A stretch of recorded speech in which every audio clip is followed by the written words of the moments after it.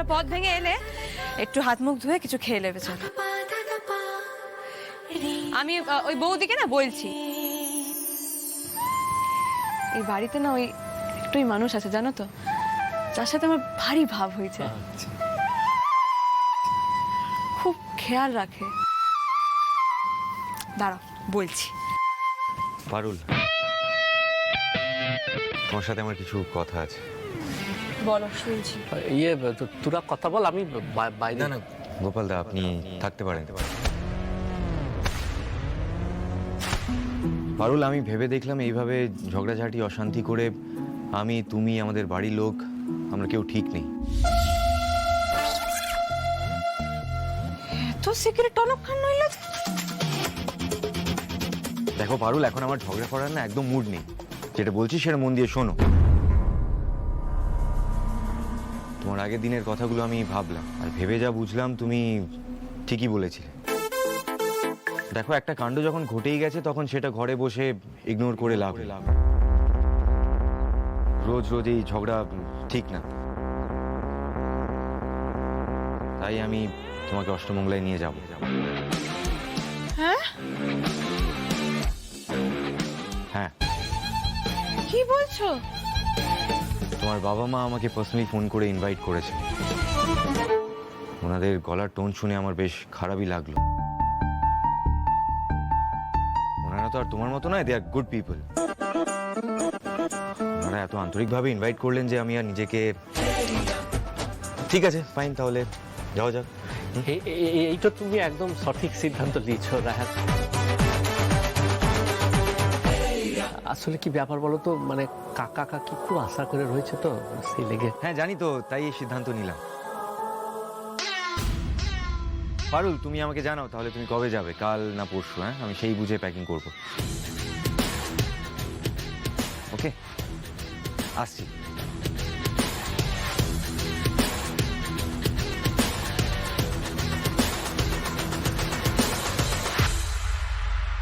এটা কি হলো বলো তো দাদা?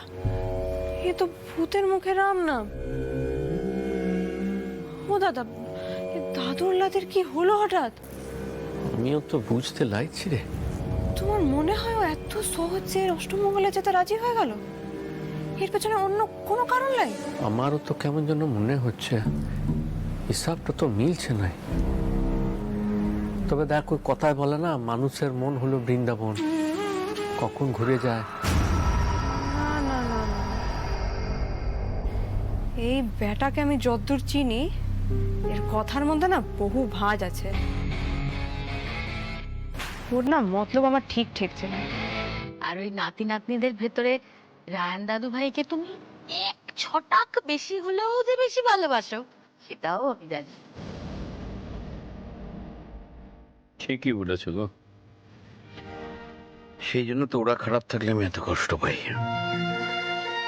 কিন্তু তোমার নাতি এত বেয়ারা যে আমি কি বলবো বলতো। অমনি না, নাতি কিছু দোষ করলেই আমার নাতি, আর যেই নাতি কিছু ভালো করলো অমনি তোমার হয়ে গেল, তাই তো? বাহ, সত্যি ও আমার ধাতি পেয়েছে।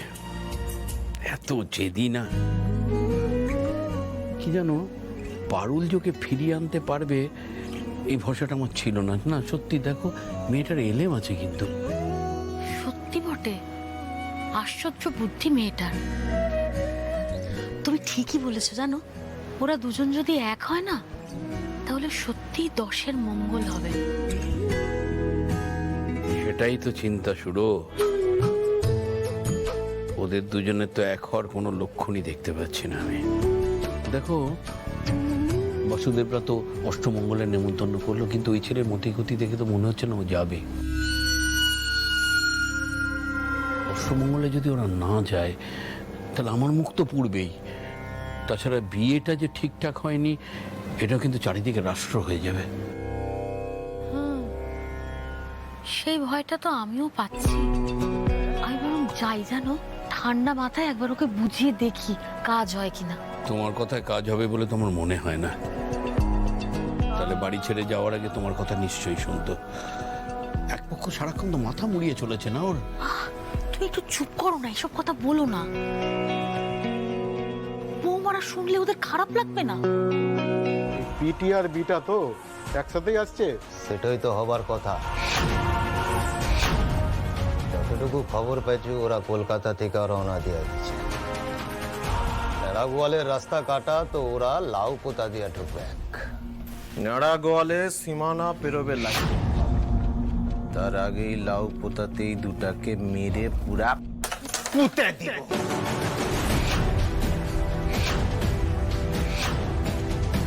অষ্টমঙ্গলা করা না একবারে ঘুচে যাবে। বড় লোকের বিটাকে বিয়া করা আমাকে অপমান করা। আমি তো কথা বলছি, আস্তে।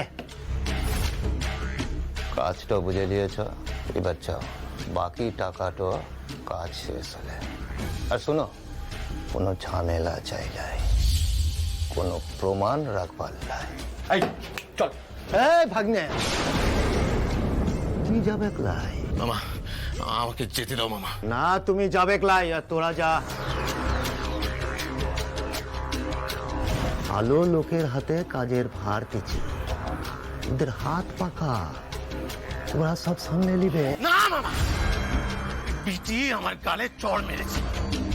আমি ওই বিটিকে নিজের হাতে একেবারে চুপিয়ে চুপিয়ে শান্ত হও ভাগ্নে, শান্ত হও, শান্ত হও ভাগ্নে, বসো।